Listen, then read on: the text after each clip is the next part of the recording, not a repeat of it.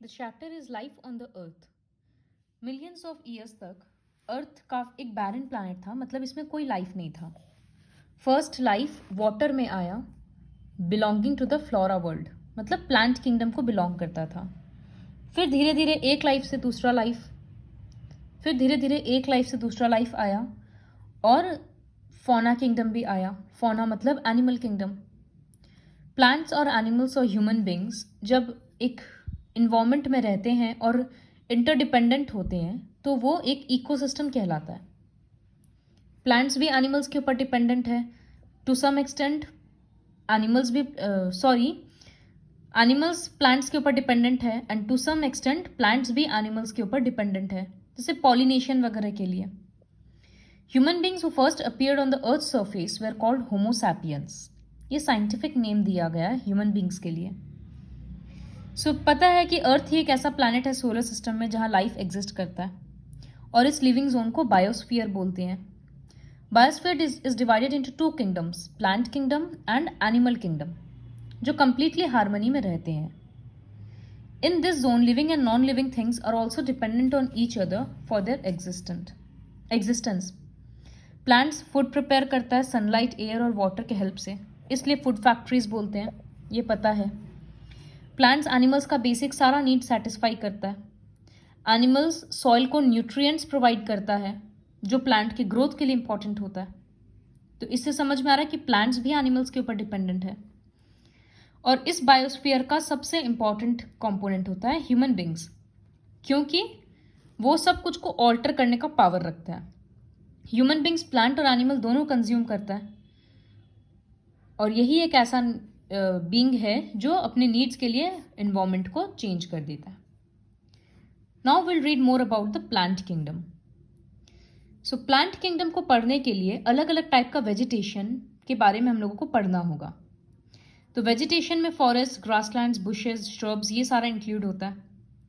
एक जगह से दूसरी जगह पे ये वैरी करता है क्योंकि क्लाइमेटिक कंडीशन चेंज हो जाता है। कहाँ कितना बारिश है और कितना टेम्परेचर रहता है उसके ऊपर डिपेंड करता है कि ट्रीज का हाइट क्या होगा, डेंसिटी क्या होगा, इन सब चीज़ों पे। और जैसा वेजिटेशन होगा उसी तरह का वाइल्ड लाइफ भी होगा वहाँ का। जैसे डेजर्ट में टेम्परेचर बहुत हाई है, रेनफॉल बहुत कम है, तो प्लांट्स भी बहुत कम है और एनिमल लाइफ भी कम है। इस तरह से अलग अलग वेजिटेशन बेल्ट्स में वर्ल्ड डिवाइडेड है, और ये डिपेंड करता है लोकेशन और क्लाइमेटिक कंडीशंस पे। अलग अलग वेजिटेशन बेल्ट्स का नाम है tropical hardwood forest, grasslands, deserts and temperate softwood forests. we'll learn one by one about everything. Tropical hardwood forests, ये इक्वेटोरियल फॉरेस्ट भी कहलाता है। ये इक्वेटर है, दिस इज इक्वेटर 0 डिग्री।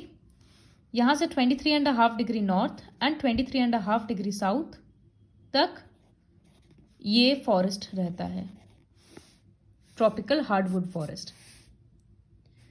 तो 0 से 10 डिग्री नॉर्थ, मतलब और थोड़ा कम कर देंगे, और 10 डिग्री साउथ, तो ये जो पूरा जोन है यहाँ बहुत बारिश होता है, टेम्परेचर भी हाई रहता है क्योंकि सन ओवरहेड रहता है। जैसे जायरे basin in Africa, Amazon basin in south America, इस तरह का रीजन है। तो यहाँ पर फॉरेस्ट्स बहुत डेंस होता है, ट्रीज का हाइट बहुत ऊंचा होता है क्योंकि बहुत बारिश आता है। और ये एवरग्रीन फॉरेस्ट है क्योंकि यहाँ पर पेड़ हमेशा ही ग्रीन रहता है। मेन पेड़ है rubber, ebony, mahogany, rosewood etcetera.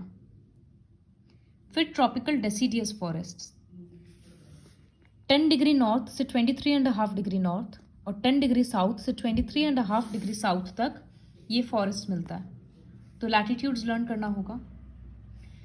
Average rainfall है और ट्रीज ड्राई सीजन में अपना लीव्स शेड कर देता है। The trees are of medium height. The main areas where these forests are found are China, India, Eastern Brazil, etc. Common trees क्या है learn करना होगा। तो सबका लोकेशन लर्न करना होगा, किस तरह का ट्रीज मिलता है वो लर्न करना होगा, और कैरेक्टरिस्टिक क्या है, जैसे ये एवरग्रीन है, यहाँ पर होगा कि ड्राई सीजन में शेड करता है, इस तरह से लर्न करना होगा। Next is grasslands. grasslands are areas where the vegetation is dominated by grasses. यहाँ पर क्या होता है कि बारिश इतना भी कम नहीं है कि डेजर्ट जैसा हो जाए, या इतना भी ज़्यादा नहीं है कि इक्वेटोरियल फॉरेस्ट हो जाए। तो यहाँ पर मीडियम रेंज में होता है 100 सेंटीमीटर ऑफ रेनफॉल। इसको बोलते हैं ग्रासलैंड। ट्रॉपिकल ग्रासलैंड है तो 100 सेंटीमीटर रेनफॉल है। These are located between the equatorial forest and hot deserts. Average होने के कारण बहुत डेंस ट्रीज भी नहीं होता है और बहुत स्कैंटी वेजिटेशन भी नहीं है, तो यहाँ पर टॉल टॉल ग्रासेस ग्रो करता है, बहुत रफ, बहुत थिक, वो सॉफ्ट ग्रास नहीं होता है। Campos in Brazil are typical examples of these forests. So as you can see, Brazil में कैंपोस, ऑस्ट्रेलिया में सवाना, अफ्रीका में सवाना, ऑस्ट्रेलिया में भी सवाना। तो ये सारे एग्जाम्पल्स हो गया ट्रॉपिकल ग्रासलैंड्स का। फीचर्स अच्छे से लर्न करना है क्योंकि डिफरेंस लिखने के लिए आएगा, जैसे differentiate between tropical grasslands and temperate grasslands. तो ट्रॉपिकल ग्रासलैंड में 100 सेंटीमीटर रेनफॉल था, टेम्परेट ग्रासलैंड में 25 to 75 सेंटीमीटर रेनफॉल। कभी कभी स्नोफॉल भी आता है। यहाँ का ग्रासेस शॉर्ट होता है और सॉफ्ट होता है, लेकिन ट्रॉपिकल ग्रासलैंड्स का रफ एंड टफ था। अलग अलग ग्रासलैंड्स को अलग अलग जगह पे नाम दिया गया, जैसे prairies in north America, pampas in south America, downs in Australia, weld in south Africa. तो ये लर्न करना है। Next, desserts. डेजर्ट्स में बारिश बहुत कम होने के कारण और टेम्परेचर हाई होने के कारण, एक्चुअली डेजर्ट दो तरह का होता है। हॉट डेजर्ट्स में बारिश बहुत कम होता है और टेम्परेचर बहुत हाई रहता है, जैसे Sahara desert Africa, Thar desert India, Atacama South America, इस तरह से। तो यहाँ कैक्टस, श्रब्स एंड बुशेस मिलता है। कोल्ड डेजर्ट्स जहाँ पर टेम्परेचर बहुत कम है और बारिश भी कम है, तो यहाँ पर मॉसेस और लाइकेंस ग्रो करता है। Example, northern part of Siberia, Russia का, या कुछ पार्ट ऑफ कनाडा, यूएसए, कुछ पोर्शन यूएसए का, तो ये सब होता है कोल्ड डेजर्ट्स। सो दोनों ही केसेस में एक्सट्रीम था, इस वजह से वेजिटेशन ना के बराबर होता है। Another type is temperate softwood forests. So ये सब हायर ऑल्टीट्यूड्स में मिलता है, जैसे कॉनिफेरस के नाम से हम लोग अभी तक जानते थे इसको टाइगा वेजिटेशन भी बोलते हैं। सो यहाँ पर कोन के शेप में ट्रीज होता है ताकि स्नो एक्यूमुलेट ना हो। वुड सॉफ्ट होता है और हाइट वगैरह मोस्टली यूनिफॉर्म होता है। Main trees are pine, fir, spruce etcetera. This was about the natural vegetation of the world. अब एनिमल किंगडम के बारे में देखेंगे तो प्लांट्स और एनिमल्स मिल के रहता है। बर्ड्स, इंसेक्ट्स, एनिमल्स सब कुछ रहता है। ये भी रीजन टू रीजन वैरी करता है। जैसे इक्वेटोरियल रीजन में हैवी रेनफॉल और हाई टेम्परेचर में पेड़ वगैरह बहुत थिक होता है, तो इसके कारण यहाँ पर बहुत ज़्यादा वाइल्ड लाइफ मिलता है। Common examples armadillos, crocodile, elephant, snakes, इस तरह से।